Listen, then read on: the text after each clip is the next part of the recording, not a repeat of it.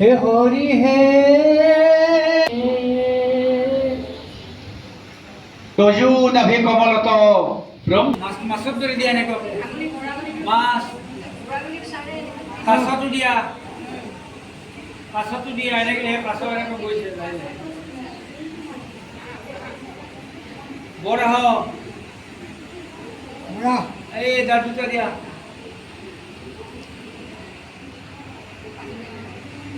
নৰসিংহ হৰিখন ডাঙা ডাঙা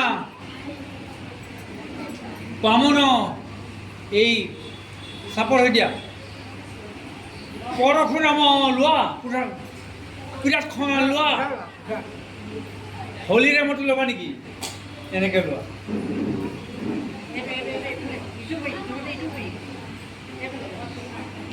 ৰাম শ্রীরাম বুদ্ধ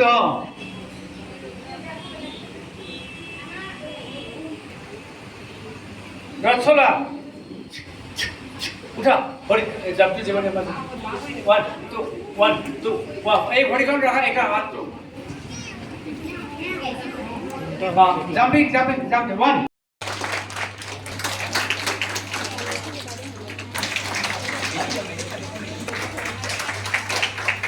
কাকতি বাইদেউ মই আদৰ আমাৰ মাজত উপস্থিত থকা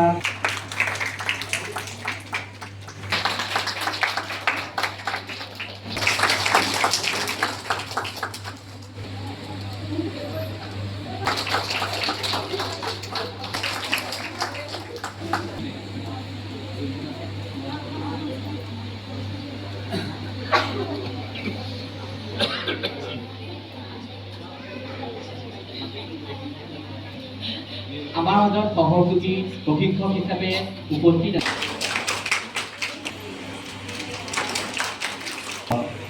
সংগীত বিশাৰদ ঋতুপৰ্ণা বৰুৱা অঞ্চলে আমন্ত্ৰণ জনাইছোঁ আৰু আমি আদৰণি জনাবলৈ বিচাৰিছোঁ।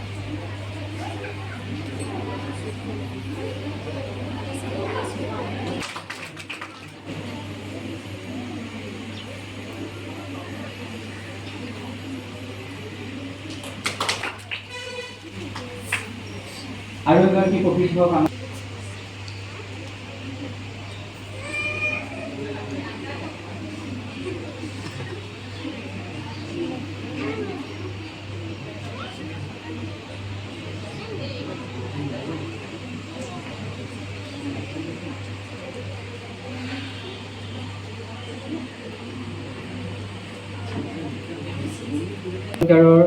ডাঙৰগৰাকী যি তেখেত গুৱাহাটীৰ পৰা আমাৰ মাজত উপস্থিত হৈছেহি সত্ৰীয়া নৃত্যৰ শিল্পী নুধু তালুকদাৰ।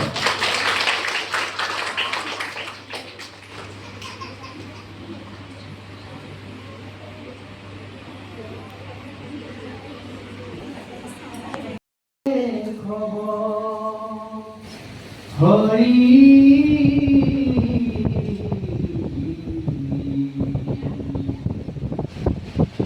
জয় জয় রাম রাম কৃষ্ণ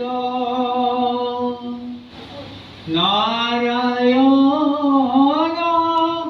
রাম কে খবর হরি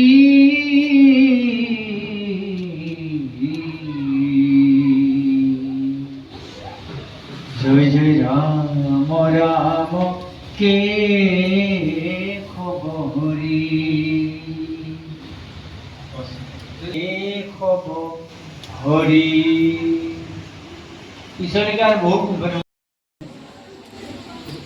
সত্ৰীয়া সংস্কৃতি এই সত্ৰীয়া সংস্কৃতিক আগবঢ়াবলৈ নিজৰ ল'ৰাটো বা নিজৰ ছোৱালীজনী যেনেকৈ আগবঢ়াই দিছে শিকিবলৈ আপোনালোকৰ এই সচেতনতাকো মই শলাগিছোঁ আৰু লগতে কাম কৰি থকাই নহয় ছাত্ৰ লক্ষ্য কৰি আজি কষ্ট কৰি আছে খুব ভাল লাগিছে গোলাঘাটত সঁচাকৈ এটা সাংস্কৃতিক পৰিৱেশ আছে সেই পৰিৱেশৰ মাজত তেখেতসকলেও এনেধৰণৰ কামত সদায় যাতে এটা দীঘলীয়া যাত্ৰাৰে তেওঁ আগবাঢ়ি গৈ থাকক ইয়াৰে কামনা কৰি তেওঁৰ যাত্ৰা অবিৰত আচলতে অসমৰ নৃত্যকলাৰ জগতৰ এটি পৰিচিত নাম, এটি চিনাকি নাম। আৰু বেদান্ত মই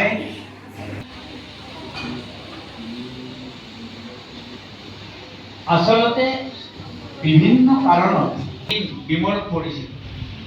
অসমত আপোনালোকৰ ইয়াত হয়তো গোটেইকেইদিন থাকিব। শিশুসকলৰ আচলতে মানসিক, আধ্যাত্মিক, সাংস্কৃতিক আৰু বৌদ্ধিক বিকাশৰ কাৰণে আপোনালোকে নৃত্যকলাৰ শিক্ষা দিবই লাগিব।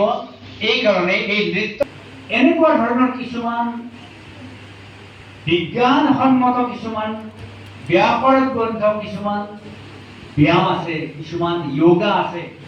অতি এটা ভাল লগা দিন। আমি গৌৰৱ অনুভৱ কৰিছোঁ আমাৰ মণিকাঞ্চন কলা নিকেতনৰ অজন্তা কলা মণ্ডলত যি এই গৃহত সংগীত নাটক অকাডেমী বঁটাপ্ৰাপ্ত গুৱাহাটী দূৰদৰ্শন কেন্দ্ৰৰ টপ গ্ৰেড স্বীকৃতিপ্ৰাপ্ত শিল্পী গুৰু ৰামকৃষ্ণ তালুকদাৰদেৱ আমাৰ মাজত আজি উপস্থিত হৈছেহি। আৰু ছাত্ৰ ছাত্ৰীসকলক তেখেতে সত্ৰীয়া নৃত্যত অভিনয়ৰ ওপৰত শিক্ষা প্ৰদান কৰিব। অভিনয় সংৰচনা কেনেধৰণে কৰে সত্ৰীয়া নৃত্যত, সেই ওপৰত গুৰুত্ব প্ৰদান কৰি আমি এই কৰ্মশালাটি আয়োজন কৰিছোঁ। আৰু যথেষ্ট সংখ্যক ছাত্ৰ ছাত্ৰীয়ে ইয়াত অংশগ্ৰহণ কৰিছে। সকলো ছাত্ৰ ছাত্ৰীক মই শুভেচ্ছা জ্ঞাপন কৰিলোঁ। আৰু ৰামকৃষ্ণ ছাৰৰ যি আগমনে আমাক সঁচাকৈয়ে কৃতাৰ্থ কৰিলে, আৰু আমি সঁচাকৈ গোলাঘাটবাসী আজি ধন্য হৈছোঁ। আৰু তেখেতৰ প্ৰদান কৰা শিক্ষাই আমাৰ নৱপ্ৰজন্ম সমূহ ছাত্ৰ ছাত্ৰী আগুৱাই যাব বুলি মই আশা কৰিলোঁ। ধন্যবাদ। আজি আচলতে মণিকাঞ্চন কলা নিকেতনলৈ আহি অতি আনন্দিত হৈছোঁ। এইকাৰণে গোলাঘাটৰ এই অজন্তা কলা মণ্ডল এটি প্ৰাচীন ঐতিহ্যমণ্ডিত এটি অনুষ্ঠান। আৰু এই অনুষ্ঠানত এতিয়া নৃত্যকলাৰ এই জগতখনত বিশেষভাৱে প্ৰৱেশ কৰিছে নৱপ্ৰজন্মৰ এগৰাকী উদীয়মান নৃত্যশিল্পী বেদান্ত বিশাখ দত্ত। বেদান্তই বহু ভাল কাম কৰিছে। আৰু আজি এই কৰ্মশালালৈ আমি আহিছোঁ। মোক আচলতে আমন্ত্ৰণ জনাইছিলে। মই আহিছোঁ এইকাৰণে সত্ৰীয়া নৃত্যৰ আচলতে ব্যাকৰণিক আৰু বিজ্ঞানসন্মত পদ্ধতিটো আমি সকলোৱে শুদ্ধভাৱে শিকি এই নৃত্য শুদ্ধকৈ প্ৰসাৰ প্ৰচাৰ কৰা আমাৰ উদ্দেশ্য। আৰু যিহেতু বেদান্ত বিশাখ দত্তৰ মাতৃগৰাকীও এগৰাকী বিশিষ্ট নৃত্যাংগনা, তেখেতেও এই নৃত্যানুষ্ঠানৰ সম্পাদনাৰ দায়িত্বত আছে, সম্পাদক হৈ। গতিকে সকলোকে মই শুভেচ্ছা জনাইছোঁ। আৰু গোলাঘাটবাসী ৰাইজক ধন্যবাদ জ্ঞাপন কৰিছোঁ। তেখেতসকলৰ ল'ৰা ছোৱালীসকল আহিছে ইয়াত, আৰু দেৰগাঁৱৰ বহুত ল'ৰা ছোৱালী আহিছে। দেৰগাঁৱৰ ল'ৰা ছোৱালীসকলকো শুভেচ্ছা জ্ঞাপন কৰিছোঁ। অভিভাৱকসকলক শুভেচ্ছা জ্ঞাপন কৰিছোঁ। আৰু মহাপুৰুষ শ্ৰীমন্ত শংকৰদেৱৰ এই অনুপম সৃষ্টি সত্ৰীয়া নৃত্যৰ জয়গান গাবলৈ আমি সকলোৱে আহিছোঁ। আৰু একেশ্বৰে মহাপুৰুষ শ্ৰীমন্ত শংকৰদেৱৰ এই অনুপম সৃষ্টিক অসম, ভাৰত তথা বিশ্বৰ প্ৰান্তে প্ৰান্তে বিলাই দিবলৈ আমি যত্নপৰ হ'বই লাগিব। আমি মহাপুৰুষ শ্ৰীমন্ত শংকৰদেৱৰ এই কৃষ্টিখিনিক আমি আগবঢ়াই নিয়াৰ আমি যি গুৰু দায়িত্ব আমি বহন কৰিছোঁ, এই নৱপ্ৰজন্মৰ শিশুসকলেও যেন কৰে, এই আশাৰে আমি আহিছোঁ গোলাঘাটলৈ। ধন্যবাদ।